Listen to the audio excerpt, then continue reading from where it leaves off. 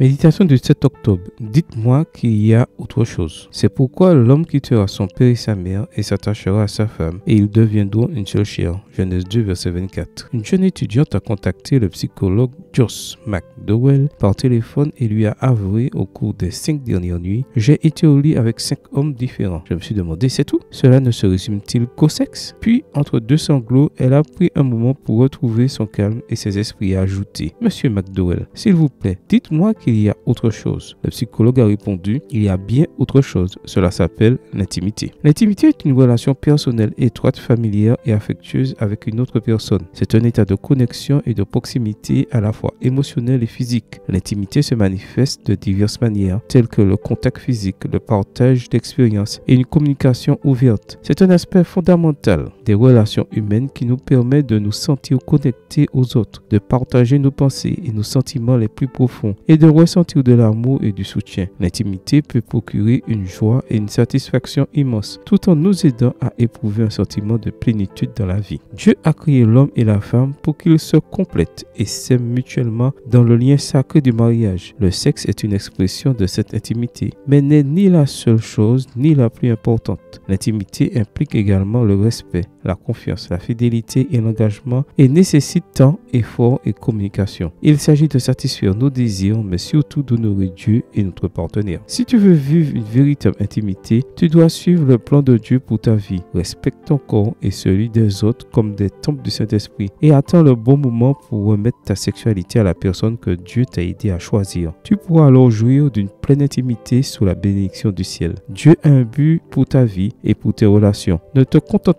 pas de moins que ce qu'il t'offre. Comment peux-tu suivre son plan pour ta vie et tes relations? Quels défis ou tentations rencontres-tu à ce sujet? Prie Dieu et demande-lui de te guider et de t'aider à vivre l'intimité selon sa volonté et son dessein. Amen. Bonne journée à toi et que le Seigneur te bénisse.